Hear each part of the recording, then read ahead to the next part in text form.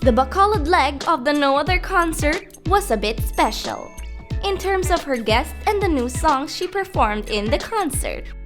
Mapusok kasi mga performance ko eh. Ayokong baguhin kasi ang daming buhay na nagbabago pag binabago ko ang performance ko.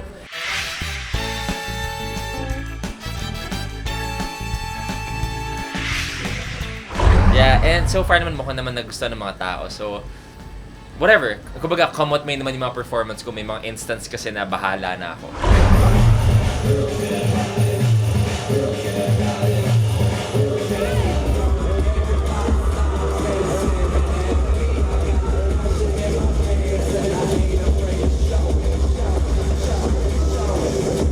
I'm sexy and I know it.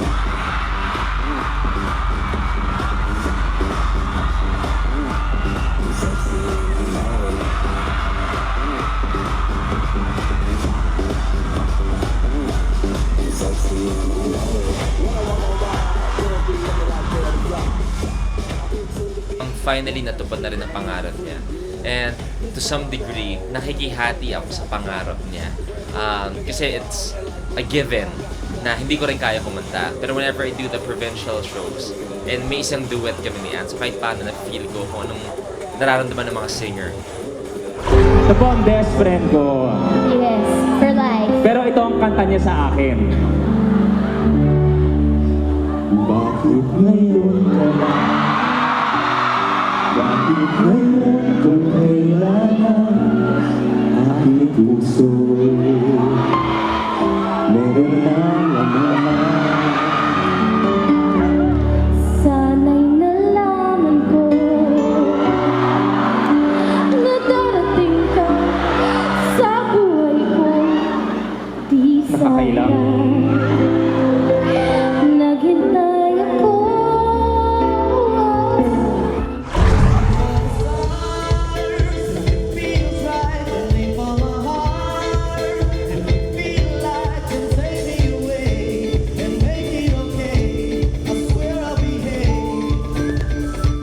Ako, I would love to see her perform. If I'm not part of the show, I would love to see her perform. So I think that's how people feel also. That's why they want to watch Anne, because she's very entertaining. For all we know, we might not end tomorrow. Let's do it soon. I want to. Come on, guys, hurry up. You stay. I want to be more. Grab somebody sexy, tolerate. You should sing from the heart. Yun lang naman importante sa akin. You should be able to convey the message to the people that you're singing to. If you sing from the heart. Yun yung parang para sa akin isa sa mga pinaka-importanting bagay na ma-remember or gagawin ng mga singers. Yun.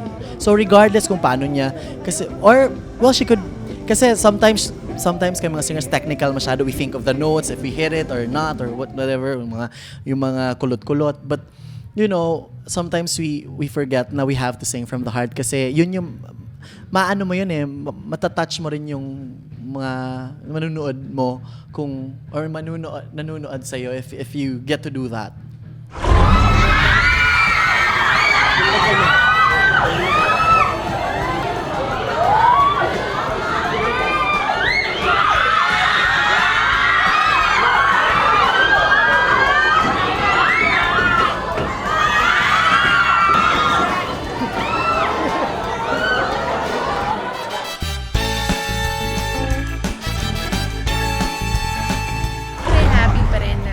Part pa rin ako ng concert niya.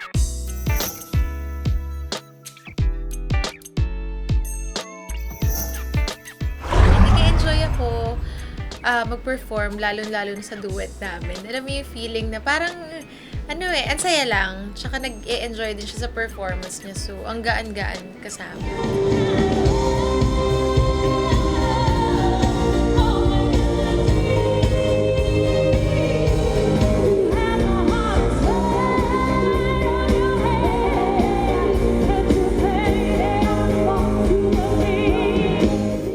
Very charming kasi at saka totoong tao siya. Yung, alam mo, yung actress siya, tapos kumakanta na ngayon. Talaga yung mga tao talaga yung suporta nandun para sa kanya. Yung nag-cheer. Alam mo yung sa mga concerts niya, dinudumog siya talaga. And napapatawa niya kasi yung mga tao. Na-entertain niya. So, yun, naaliw talaga lahat.